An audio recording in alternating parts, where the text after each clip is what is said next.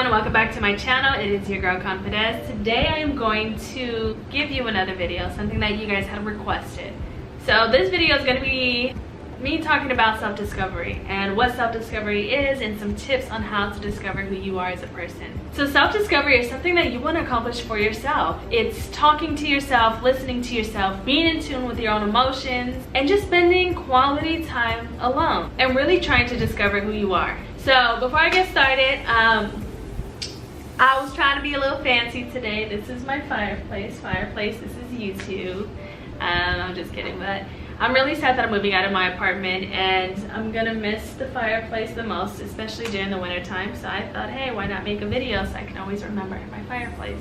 I know that sounds stupid. Anyways, back into the video. I think step one is going to be having a desire to want to discover yourself. You have to be so tired and so fed up of all the expectations that are placed before you, right? So for instance, an example would be, oh, Desi just graduated college. She should already be in law school or in a master program, pursuing what her career is going to be. She's already been graduated for 2 years. What is she doing with her life? So the expectation that once you graduate college, that life is just all figured out, right? That's not true. Clearly, I'm still trying to work on my career and figure out exactly what I know, what I want to do now, but it's just actually taking the steps to pursue it. But the expectations that I should already have my life together is something that can make me feel like I'm not good enough since my life is not matching that expectation, right? So self-discovery is putting a pause to the world and saying enough is enough, and taking that time to just begin to focus on who you are as a person. Some questions that you can ask yourself in the process of discovering yourself would be, who am I truly? What are my fears? What are my goals in life? What still hurts me? Who hurt me? Why am I still holding on to the pain? Why do I have trust issues? So these are great questions to ask yourself, and they're leading questions for you to discover who you are. So moving on to step two. Step two is going to be journaling, right? And journaling is something that I do, and it's so important in my life right now, and I feel that it's a tool that a lot of you can really benefit from. So journaling is like, this is my journal here, right? So this is my fourth one that I'm on in 2 years. It's truly important to me, and it allows me to let go of a lot of the things that I'm holding on to, or a lot of the things that I'm scared to speak to people about.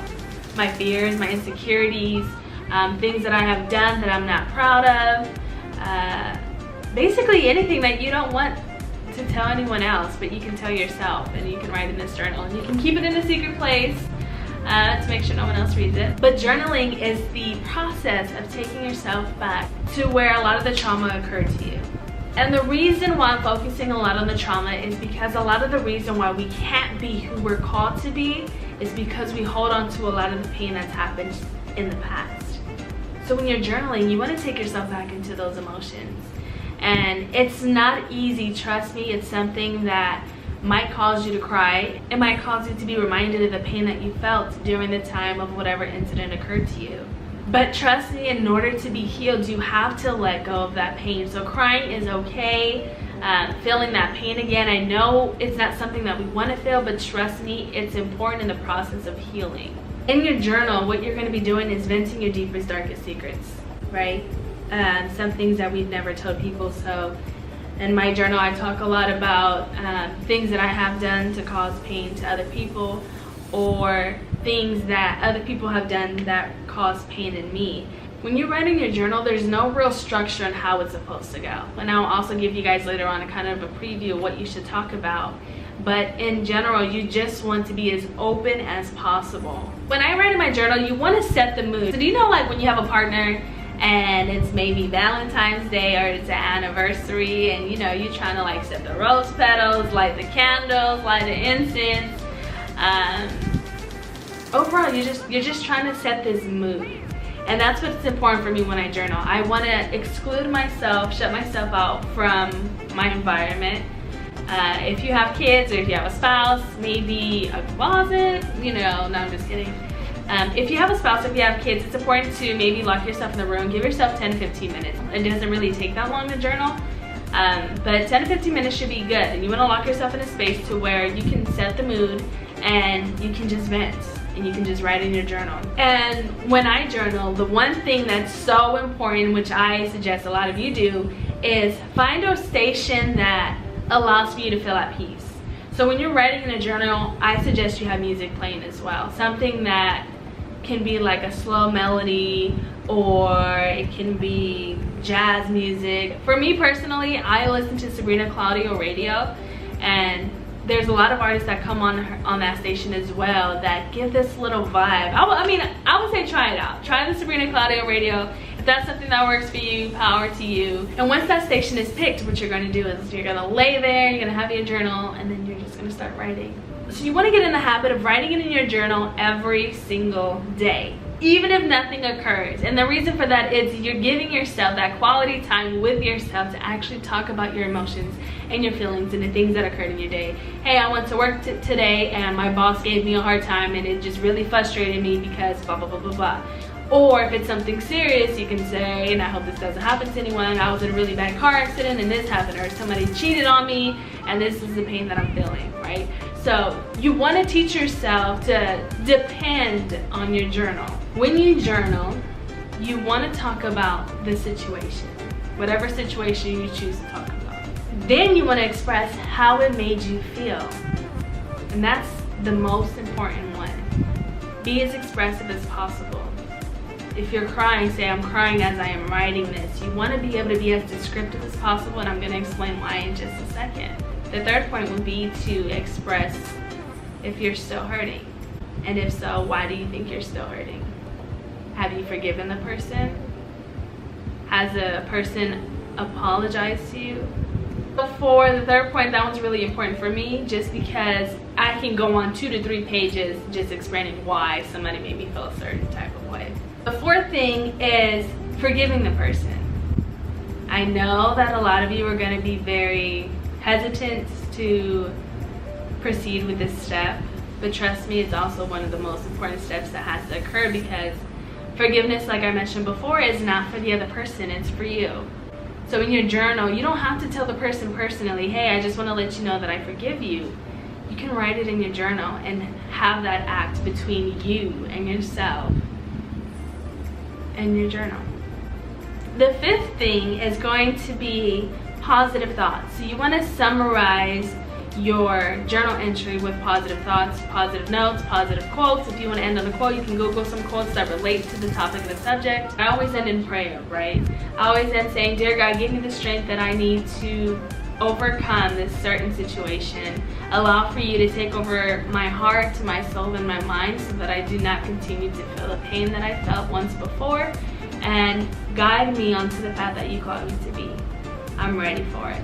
Something like that, something that just says God that, or even that, and if you don't believe in God, I'm totally respecting of that as well. It can be to yourself. Dear CONFi-DEZ, I want to make sure that you're good and that you continue to push forth. It doesn't necessarily have to be to higher power, but whoever it is that you write to, make sure that you're ending in your journal entries with a positive note. What do you take from it? Why is it important to forgive? And the reason why I ask you all to be very descriptive in your journal entries is because you're going to look back into these journal entries, and I promise you, it's going to show your growth. To this day, I have, like I said before, I have 3 or 4 journals already, and I'll go to the exact day, like today is July 31st, and I'll go into my journal entry for July 21st, 2016, and then I will read exactly what happened to me on that day 2 years ago, and then it reminds me, the today me, of how far I've come. I never thought that I would be able to get over that specific case, but here I am today, 2-3 years later, in such a better state. Journaling is a huge part in self-discovery because it's allowing yourself to let go of a lot of things that you've held on to. And it's so important because at times we're not ready to speak these things with other people, but we're ready to let them go. So the journal entry is going to be a key tool for you to discover who you are. So the journal overall is going to be so important for you to let go of a lot of the things that you've been holding on to so that you can begin to discover who you truly are as a person. Step 3 is embracing your story. Learning to be proud of your testimony or your battle story is something that is so crucial to your growth as an individual. You want to be able to learn how to overcome your own specific obstacles so that you're able to share them with the people next to you and guide them who might be silently going through their struggles, and you might be able to be that person to take them out of that, to give them the keys and the tools that work with you that might be able to work for them as well. So for me, an example would be like me personally. I am a program coordinator for the Youth Empowerment Program, and hello my uppers, if you're watching this, I love you all so much. I can't wait to see you guys soon this year. But I never hesitate to share my story with them. And it's a program, so the Youth Empowerment Program, since I'm already talking about it, is family, number one. They're a group of UC Davis students who we gather to go into the juvenile halls and mentor with the youth there. And in order for them to be able to mentor to the youth, I teach them that it's important to share their stories within our own organization so that they're better prepared to share their stories with the kids in the juvenile hall, the kids who really need to hear it, and the kids who would be so inspired and empowered to hear their stories. But in order for them to really successfully share their stories with the kids in the juvenile hall, they have to overcome whatever it is that they're struggling with before. And so when I share my life story to them, it inspires them to find the strength to speak up and share their own stories within the other members in the group, so that together they're all growing and crying and letting go of the pain, and then growing as a group. Because it literally, like, although pain hurts, it also connects so many people together. So sharing your battle story is not sharing an embarrassing story or sharing a story that you're ashamed of or that you're embarrassed of. It's sharing something that you've overcome and allowing for people to see who you are as a person and the strength you carry. What's crazy is that a lot of us have friends or spouses or family members that we're really close to, but who don't really know who we are as individuals. They don't know us. And the reason for that is simply because we don't take the time to get to know ourselves first. How can we share who we are with people if we don't know who we are? And that's gonna lead to step 4. Step 4 is going to be owning your insecurities. That means embracing everything that you've ever hated about yourself. And I don't mean embracing in terms of just learning to accept it and let it be what it is, but I mean embracing as in acknowledging the insecurities for what they are, and if it's possible for you to make a change, to begin to work on creating a plan to do so. So the first step to that is figuring out what you're insecure about. A lot of people are insecure about their body types, their certain specific features of their body, their hair, their nose, their eyes, their ears, their arms, their toes, their background, poverty, financial stability, wherever they're at financially, or the other two that are very specific. I think I already said one of them already, but hair type and skin color.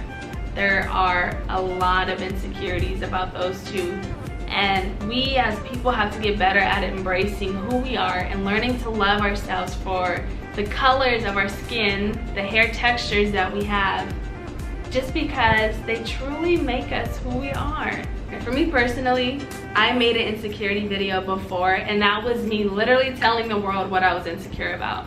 And that was a very inspirational video to a lot of people. I got a lot of text messages and DMs about that one, and that's why I want you guys to own your insecurities, because owning your insecurities is saying, hey, yes, I might be a little overweight, or yes, I might have bigger arms than other people, or my hair texture might not be completely straight when I get out the shower, but I'm okay with it, and I'm completely happy with it. When people learn to see other people embracing their insecurities, it allows for other people to be able to embrace their own. Now, there are things that you can work on. Say, for instance, if you're not too happy about your body type, you can work out and get yourself fit to make yourself feel more healthier. But when it comes to skin color and hair texture and eyes and nose and ears, and this is not to diss any people who do get cosmetic surgery, but if you can learn to love yourself for who you are, it's so much cheaper. For me, they call me Miss Piggy because of my nose. I don't know if you can see it. I have like a very distinct nose, and in high school and middle school, they always called me Miss Piggy. But you know what? I've learned to love it, and I learned to embrace it. And that's what's important about owning your insecurities, is that you allow for your insecurities to no longer determine who you are as a person. So yes, step 1 again is to, I got notes, y'all, I swear. In order for me, so I recorded this video before and it did not go nowhere as planned. It was just like me rambling all the time. So I legit have to create notes that I like look at to make sure that I'm giving you guys great points. But again, step 1 is going to be having the desire to want to know who you are as a person. Step 2 is going to be journaling, learning to let go of the things that are holding you back from being the person that you're supposed to be. Step 3 is embracing your story, embracing your battle story, embracing the things that you have gone through in life, and learning to find the strength to share them with other people so that they too will be able to begin their own self-discoveries and discover who they truly are as individuals. And step 4 is owning everything that has had the power to prevent you from being who you are. That means owning your insecurities. There are so many different things that you can do to discover yourself, such as reading books, taking walks, taking yourself on dates. I'm only giving you guys tips that I do which help me because I know they're helpful, and I don't know tools or techniques that other people use or that they do to help find themselves. But you guys can share that in the comments if you guys are interested in sharing those tools with other people, because what might work for me may not work for other people, but at least it's worth giving it a shot. But that concludes my video for today. Thank you so much for watching. If you are new to my channel, welcome. I hope that you are interested in the things that I have to say. If you haven't already subscribed to the channel, go ahead and subscribe. Give my videos a thumbs up, and let's continue to grow together, because there are a lot of people who will have to hear this. Let's make the world a better place by number 1, bringing our self-worth back up, finding our confidence, and finding our self-love. If you guys notice, I'm always closing out the video on this side because this is my good side. I am breaking out a little bit, don't mind that. But always remember that self-love is the best kind of love. Bye guys. I don't need you to find